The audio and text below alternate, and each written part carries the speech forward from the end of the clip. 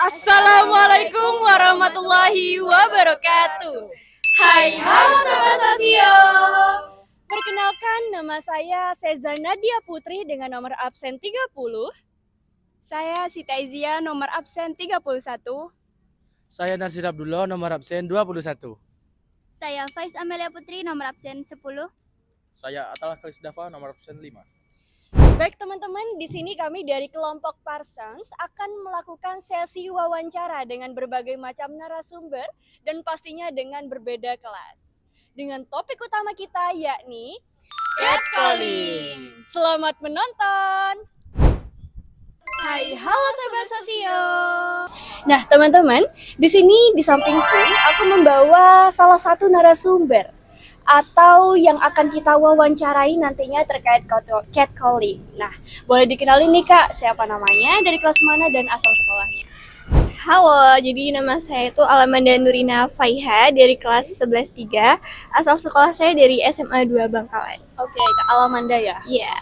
Nah, omong-omong nih Kak, kita langsung aja masuk ke pertanyaannya ya. Mungkin nih, kamu, Alamanda, pernah nggak sih mengalami yang namanya itu catcalling? Iya, saya pernah ngalamin catcalling dan itu gak cuma di satu tempat ya, dan Wah, jadi banyak nih? Iya, banyak. Wah, oke. Di mana aja tuh? Waktu itu pulang sekolah, terus di rumah juga pernah, di rumah sendiri. Wah, kayaknya ini karena saking cantiknya deh Kak. Kak, jujur nih cantik banget. Biasa aja, Kak. Jujur pas waktu itu pernah saya lagi pulang sekolah dan lagi nunggu jemputan di depan jalan raya gitu kan. Terus tiba-tiba itu kayak ada bapak-bapak supir truk tuh lagi nyetir kan, Supir melewati. truk? Iya, supir truk. Berarti ini berbagai macam usia. Iya, berbagai macam usia banget. Dia ada supir truk gitu, terus dia kayak panggil-panggil cewek-cewek gitu. Aduh. Terus Coba cerita terus lagi. yang kalau di rumah itu sebenarnya lebih parah sih, sampai ke fisik sebenarnya. Karena Sampai ke fisik? iya, karena waktu itu saya lagi main sama teman saya, terus ada bapak-bapak nih lewat kan, dan bapak-bapak tiba-tiba nyenggol bahu saya. Wah.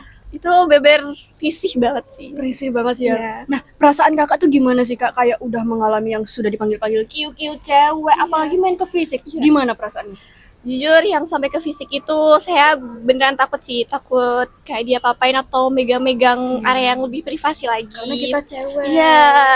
Terus risih juga, walaupun cuma dipanggil cewek-cewek gitu, tapi risih banget sih. Oke.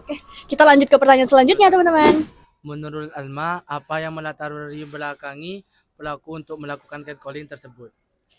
Menurut saya sendiri, mungkin saat itu pelaku lagi kepercayaan tingginya, rasa kepercayaan dirinya lagi tinggi kali ya, terus kayak merasa lebih ganteng jadi ngelakuin hal itu. Terus juga mungkin lingkungan sekitarnya tuh menormalisasi hal tersebut, jadi kayak dia ngerasa itu hal yang normal, hal yang biasa buat dilakukan.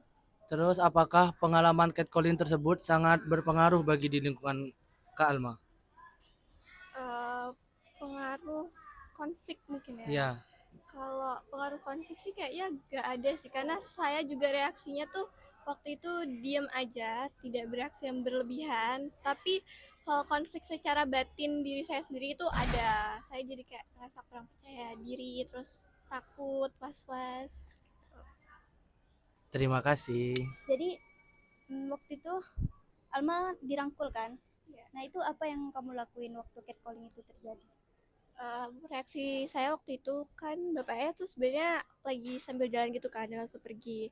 Terus reaksi saya tuh, saya red flag, menghindar, dan saya diem aja karena cukup shock ya waktu itu tiba-tiba ada yang agak ngerangkul, tapi gak sampai ngerangkul juga. Jadi memang langsung refleks gitu aja? Iya, tanpa refleks reaksi? menghindar dan gak ada reaksi apa-apa lagi karena saya shock sejujurnya. Jadi saya itu penasaran gimana sih reaksi orang-orang sekitar, apakah mereka itu mendukung, membela, atau malah menormalisasi catcalling tersebut? Waktu itu kan posisinya saya sama teman-teman kan lagi main, dan teman-teman saya tuh lagi pada sibuk sendiri, jadi dia nggak ngelihat kalau saya lagi dirangkul orang, jadi mereka diem aja. Walah, begitu. Oke, terima kasih atas jawabannya. Selanjutnya kita akan lanjut ke pertanyaan selanjutnya. Bagaimana pandangan Kak Alma terhadap kebiasaan catcalling di generasi muda ini? Kalau di generasi muda mungkin itu sekarang tuh kayak jadi hal yang biasa ya, dan kadang tuh catcalling masih dijadiin hal buat untuk bercanda. Padahal catcalling itu bukan sebuah percandaan sih bagi saya. Terus menurut Anda bagaimana peran medsos dalam kalangan generasi muda terhadap catcalling? Medsos ini berperan sangat besar ya buat kalangan generasi muda seperti kita, karena medsos ini bisa menjadi media edukasi untuk generasi muda tentang perilaku-perilaku yang termasuk ke pelecehan seksual seperti catcalling. Terima kasih ya Kak Jadi Alma. di sini saya menjadi pewawancara berikutnya. Kakak Alma, apakah setelah kejadian tersebut, apakah Kakak Alma mengalami tidak percaya diri atau aktivitas Kakak terganggu? Setelah mengalami hal tersebut, itu sangat mempengaruhi kepercayaan diri saya ya. Kepercayaan diri saya jadi berkurang. Terus saya juga jadi lebih takut buat keluar sendirian, keluar malam juga ke tempat-tempat sepi itu, jadi saya lebih was-was lah, lebih takut lagi mengalami hal yang sama. Jadi untuk itu apa upaya yang Kakak lakukan untuk mencegah atau mengurangi catcalling tersebut, apalagi di daerah Kabupaten Bangkalan? Mungkin untuk kedepannya saya ingin lebih berani lagi sih buat negur secara langsung ya, pelaku catcalling ini, karena kalau dibiarin aja mereka pasti kebiasaan dan takutnya ada korban-korban yang lain juga. Hai, halo Sobat Sosio. Oke teman-teman, di sini kita sudah membersamai yakni narasumber kita yang kedua. Sebelumnya mari kita kenalan terlebih dahulu yuk sama kakak cantik satu ini. Halo semuanya, aku Michelle Denaratri dari kelas 11-3 sebagai korban catcalling. Oke, sudah tahu nih ya topik kita yang pertama ya kak ya. Kita lanjut ke pertanyaannya aja ya. Oke, Kak Misal ini pernah nggak sih kak mengalami yang namanya itu catcalling gitu? Terus kalau bisa tuh boleh diceritakan mungkin seberapa parahnya, karena kakaknya ini cantik banget. Sebenarnya tuh gak sekali dua kali ya kena catcalling itu. Berkali-kali. Iya benar. Itu membuat kayak merasa kayak gak nyaman aja sebenarnya. Pasti, itu yang Iya. pertama. Terus siapa aja sih kak sasarannya tuh biasanya, kayak mungkin nih anak muda kah? Atau yang bahkan bapak-bapak mungkin juga pernah nih nge-catcalling Kak Misel? Dari bapak-bapak pun pernah catcalling Wah. ya. Dari orang-orang tongkrongan juga pasti sering ketemu. Wah, Apalagi kalau lagi lewat sendirian pasti kena. Oke, berarti sudah terbukti ya kalau memang separah itu ya kak ya. Terus saat Kak Misel lagi mengalami yang namanya catcalling, itu gimana perasaannya? Atau mungkin risih? Atau justru happy nih karena menganggap wah aku nih cantik banget gitu? Sejujurnya enggak ya, soalnya itu tuh bisa menimbulkan rasa yang tidak nyaman banget gitu, sampai kepikiran kenapa kok di catcalling kayak gitu, apa ada yang salah gitu. Oke, risih lebih tepatnya ya, Kak. Risih. Oke. Kita lanjut ke pertanyaan selanjutnya. Apakah pengalaman catcalling tersebut bisa menimbulkan konflik bagi Michelle? Menurut saya sendiri, menurut saya pribadi itu bisa menimbulkan konflik pada saya dan perasaan saya sendiri karena adanya perasaan yang tidak nyaman atau risih. Jadi kalau boleh cerita, waktu saya sedang di Adosbaya, tepatnya di Armata, saya sedang melakukan syuting bersama dengan tim sekolah saya. Nah, teman-teman saya yang lainnya tuh ada di atas, dengan saya sendiri sedang berdua di bawah, di musola, lebih tepatnya di langgar seperti yang di desa-desa pada umumnya ya, Ril. Saya sedang istirahat dan tiba-tiba ada bapak-bapak yang sepertinya dari awal tuh sudah memperhatikan saya dan kakak kelas saya ini berdua. Ciri-cirinya tuh kayak gimana sih bapak-bapaknya itu? Ciri-cirinya tuh bapak-bapaknya tuh cukup berisi. Beliau sarungan dan menggunakan kaos yang longgar, molor dan sedikit bolong-bolong ya. Terus juga orangnya tuh udah berkeriput dan Jelek. ubannya tua, ya ubannya putih lah. Ya cukup bisa dibilang gitu ya kalau selera anak muda ya, Ril. Bapak tersebut tuh nanya, siapa ini gitu. Saya dari tim SMA 2 gitu. Terus mbaknya cantik, udah ini belum, udah punya pacar belum gitu. Hah, udah, aku ya jawab sekenanya lah ya. Soalnya emang saya posisinya lagi istirahat dan saya langsung bangun. Nah, saya langsung chat itu di grup saya. Teman-teman tolong semuanya turun boleh nggak? Ini lagi Ada orang ada nggak orang jelas. nggak jelas ya gitu.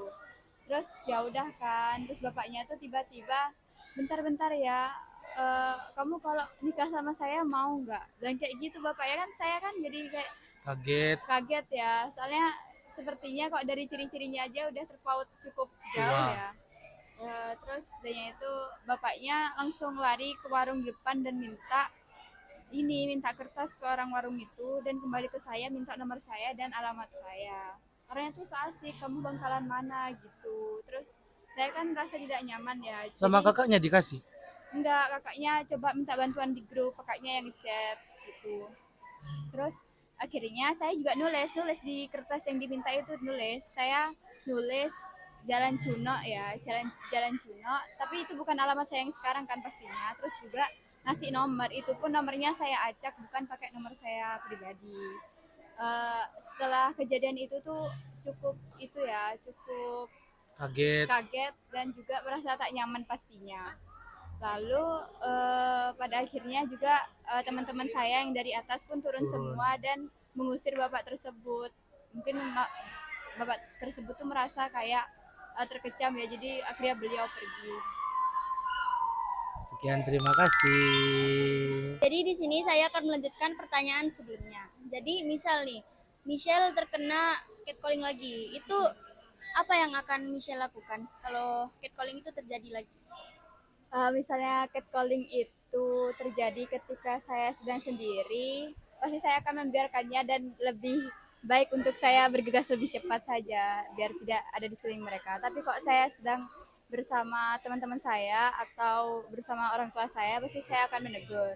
Seperti, kenapa kak kok panggil-panggil gitu. Kayak disamperin gitu. Iya, lebih baik kita menegur ya. Jadi dari cerita sebelumnya, Michelle itu kan kena catcalling tuh. Nah, aku tuh kepo banget. Gimana sih tanggapan orang-orang sekitar itu? Apakah mereka itu cenderung mendukung, diam atau malah menormalisasi nih? Sebenarnya kan seperti yang saya bilang lebih di awal tadi ya, kok saya kena catcalling nggak cuma satu kali. Nah apalagi kalau saya sedang sendiri itu, lingkungan sekitar tuh cukup menormalisasikan tindakan tersebut, seperti oh iya mungkin mereka tuh merasa oh iya mbaknya cantik makanya di catcalling. Jadi mereka malah kayak menormalisasi perlakuan catcalling itu ya, tidak. Ya, terima kasih Michelle. Jadi di sini saya akan melanjutkan pertanyaan selanjutnya. Setelah kejadian itu, apakah kamu merasa aktivitas terganggu atau kepercayaan diri hilang? Saya merasakan hal tersebut karena kalau saya keluar tuh mesti kayak merasa, aduh nanti pasti kalau saya dandan kayak gini pasti banyak yang catcalling ini biasa di luar, terus juga mengganggu aktivitas kan, jadwal jadi makin menipis dan kepercayaan diri saya menjadi kurang. Jadi upaya apa yang kamu lakukan untuk mengurangi catcalling itu, apalagi di daerah Kabupaten Bangkalan ini? Upaya yang aku lakukan itu adalah seperti kalau misalnya keluar tidak jauh-jauh banget ya, apalagi tidak penting-penting banget, sekedar cuma berbelanja, saya lebih memilih untuk memakai outfit The New Rules, yaitu outfit memakai daster, cardigan dan juga kerudung. Tapi biasanya juga memakai masker ya untuk berjaga-jaga. Gitu ya? Iya, pokoknya jelek aja biar gak dilihat orang aja gitu. Kalau misalnya emang lagi berpenampilan menarik, seperti emang ada janji untuk bertemu orang, saya lebih memilih untuk memakai helm, memakai masker dan menutup kaca helm saya. Iya, biar gak kelihatan. Hola, di sini saya akan melanjutkan pertanyaan sebelumnya. Bagaimana pendapat Anda tentang kebiasaan catcalling di generasi muda? Kebiasaan catcalling ini apalagi di generasi Z ini ya cukup mengganggu sebenarnya, soalnya korban tuh bisa merasa dirugikan gitu, dirugikannya tuh kayak seperti dirugikan mentalnya, terus juga dia bisa tidak percaya diri lagi untuk keluar, soalnya dia kan merasa terkecam kok di luar. Terus menurut Anda apa peran medsos dalam kalangan generasi muda tentang catcalling? Peran medsos di generasi sekarang itu cukup berperan penting ya, karena melalui medsos yang emang jaringannya luas, itu kita bisa memviralkan apapun itu. Seperti biasanya itu kan ada catcalling yang dari DM IG ya, kayak hai cantik boleh kenalan nggak, padahal orang tersebut kan udah punya cewek ya, kita tinggal viralkan aja nih orang mau selingkuh gitu. Oke, terima kasih ya Kak. Hai, halo Sobat Sosio. Oke, sekarang kita bersama narasumber tiga. Yang ketiga, mohon maaf, dan yang kali ini cantik banget ya teman-teman. Boleh dong perkenalan dulu namanya siapa, dari kelas mana? Jadi di sini saya sebagai narasumber ketiga dari kelas 11-2 ya, Yasmina Jelasaki. Oke, dipanggilnya siapa? Dipanggilnya Yasmin. Oke. Nah, Kak Yasmin, kita sekaligus ngobrol-ngobrol santai aja ya. Jadi, di sini topik kita ini adalah catcalling nih. Pernah nggak sih Yasmin ini mendapatkan sebuah catcalling itu? Kalau memang ada, boleh diceritakan aja ke teman-teman. Kalau dapat catcalling itu ya lumayan sering, apalagi aku orangnya kan suka keluar ya, kayak meski sekedar deket-deket aja ke toko sebelah gitu. Itu mesti kan ada anak-anak cowok ya, terutama tuh remaja ya, seumuran aku, itu suka lewat kan naik motor atau enggak jalan gitu sama teman-temannya. Itu kadang apa ya, paling banyak itu ngeliatin yang nggak enak gitu tatapannya sambil senyum-senyum serem gitu. Terus kalau mereka kurang ajar banget, itu paling bilang kiu kiu gitu sambil lewat naik motor gitu. Pas aku jalan di samping jalan gitu. Berarti ini sudah dalam kategori yang berbagai macam usia. Iya, Bapak-bapak? bapak-bapak pernah tapi cuman kayak neng mau kemana gitu Oh, senyum-senyum ya. gitu. Oh, kakek-kakek. Kakek-kakek paling cuman liatin gini terus senyum gitu. Kayak aneh banget. Padahal udah lewat masih aja diliatin sampai sana gitu. Kan takut gitu. Memang sih ya guys ya, pasti takut banget. Dan apalagi kalau mendapatkan catcalling seperti itu tuh pastinya sangat risih ya, pasti sangat risih. Tapi kalau dari Kak Yasminnya sendiri, rasanya itu gimana sih Kak? Kira-kira kalau udah dapat catcalling nih, gimana perasaan Kak Yasmin? Sebenarnya karena udah kebiasa juga ya, tapi gak gak normalisasi ya, gak menormalisasi. Aku sebenarnya tuh ya gimana, udah mengabaikan aja. Mungkin rasa takut ya ada, rasa kesel juga ada, kayak kenapa sih harus kayak gitu, buat apa, fungsinya tuh apa gitu. Tapi kadang ya karena udah kebiasa itu, jadi bisa waspada lah dikit-dikit kalau misalnya udah berlebihan gitu. Tapi lebih tinggi rasa takutnya atau risihnya atau gimana tuh? Karena kan biasanya kita kayak takut diapa-apain kan ya sebagai cewek itu. Kalau aku sih lebih ke risihnya ya, soalnya kalau takut itu kan rame komplek gitu. Jadi lebih ke risih aja. Terima kasih. Kita lanjut ke pertanyaan selanjutnya. Semuanya, kita lanjut ke pertanyaan selanjutnya. Menurut Kak Yasmin, apa yang melatar belakangi pelaku untuk melakukan catcalling? Jadi menurut saya pelaku itu ngelakuin catcalling karena kepercayaan dirinya itu rendah ya. Mungkin dia itu haus validasi dan dia tuh merasa dia itu kayak superior gitu dengan catcalling perempuan yang dianggap lemah gitu. Terus mereka juga ya Merasa keren gitu ya. iya merasa keren, terus ngerasa itu tuh lucu biar keren aja di mata teman-temannya. Apalagi anak-anak ini tuh paling sering dan paling berani catcalling itu kalau sama temennya. Jadi biar kelihatan keren atau mungkin ikut-ikutan aja gitu. Hmm, apakah pengalaman catcalling itu bisa akan menjadikan munculnya konflik bagi Kak Yasmin? Konflik apa ya? Ya, secara di lingkungan komplek komplek rumah gitu. Oh, kalau konflik di komplek itu nggak ada ya, karena nggak ada yang peduli dan pada menormalisasi hal itu gitu. Paling konfliknya itu sama diriku sendiri. Aku tuh jadi Merasa takut. takut terus bertanya-tanya kayak kenapa ya aku diginiin? Apa ini aku yang salah atau mereka gitu yang salah gitu? Terima kasih ya. Halo teman-teman, jadi saya akan melanjutkan pertanyaan sebelumnya. Jadi seperti yang Kak Yasmin katakan bahwa dia itu pernah kena catcalling kan. Nah, semisal kalau Kak Yasmin ini kena catcalling lagi, apa yang Kak Yasmin akan lakukan? Jadi, semisal saya kena catcalling lagi ya, yang saya lakukan itu biasanya mengabaikan.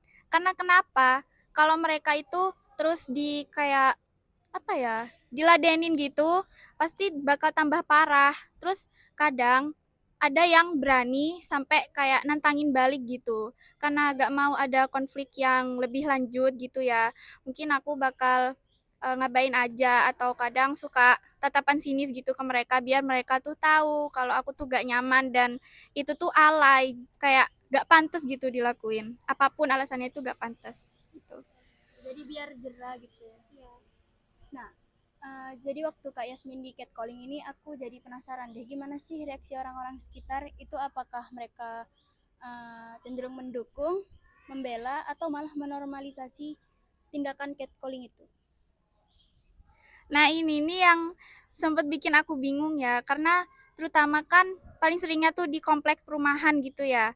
Nah orang-orang itu cenderung malah biasa aja gitu, malah ngeliatin aja atau bahkan ada yang ikut ketawa karena mungkin ya masih dianggap normal atau dianggap lelucon gitu. Iya. Jadi gitu. Terima kasih Kak Yasmin. Hola, kembali dengan saya. Di sini saya akan melanjutkan pertanyaan yang sebelumnya. Bagaimana pandangan Anda terhadap kebiasaan catcalling di generasi muda ini? Kalau pandangan dari saya ya, itu hal yang seharusnya tidak dinormalisasikan, apalagi dianggap sebagai lelucon. Karena itu bikin orang gak nyaman. Dan kalau misalnya itu adalah sebuah lelucon ya, seharusnya orang yang dibercandain itu ketawa. Tapi ini malah bikin orang gak nyaman. Jadi itu artinya bukan lelucon atau sesuatu yang harus dinormalisasikan. Yang selanjutnya, menurut Anda apa peran medsos dalam pandangan anak generasi muda tentang catcalling ini? Kalau di medsos itu ada dua sisi. Ada orang yang memandang itu sebagai lelucon yang lucu dan bahkan ada yang nganggep itu kayak bercandaan aja, kayak seru-seruan gitu. Kalau yang kedua itu ada yang nganggep itu adalah hal negatif dan yang benar-benar gak boleh dinormalisasikan. Di sisi ini tuh orang-orangnya tuh banyak yang open minded dan bahkan mungkin bisa kasih awareness kayak apa ya, ngasih tahu kalau hal itu tuh gak baik dan gak boleh dilakuin gitu. Jadi intinya ada dua sisi aja gitu kalau misalnya dari media sosial. Terima kasih. Oh, jadi di sini saya akan melanjutkan pertanyaan selanjutnya. Jadi, apakah Kak Yasmin tuh merasa gak percaya diri atau aktivitas sehari-hari Kak Yasmin tuh terganggu dengan catcalling tersebut? Kalau percaya diri ya, jujur waktu awal-awal aku sempat ngerasa gak percaya diri, terus kayak apa ada yang salah dengan diriku ini gitu. Terus aku ngerasa kayak pakaianku tuh salah atau ada yang salah gitu sama aku. Soalnya aku tuh di catcalling terus. Aku rasanya sih kayak gitu aja. Jadi, menurut Kak Yasmin, upaya apa yang kayak bisa mengurangi atau mencegah catcalling itu terjadi? Kalau upaya ya, mungkin di sekolah dari dini tuh bisa dididik soal kenyamanan orang di ruang publik gitu. Kalau di publik kan orang-orang tuh suka sembarangan gitu. Padahal di ruang publik banyak orang dan tetap berani ngelakuin catcalling kayak gitu. Terus mungkin untuk tokoh-tokoh kayak RT atau RW-nya itu mungkin kalau melihat ada yang catcalling atau ganggu orang yang lewat gitu, bikin gak nyaman, mungkin bisa sambil ditegur gitu ya. Dan mungkin ada kampanye gitu ya. Ya. Terima kasih. Iya.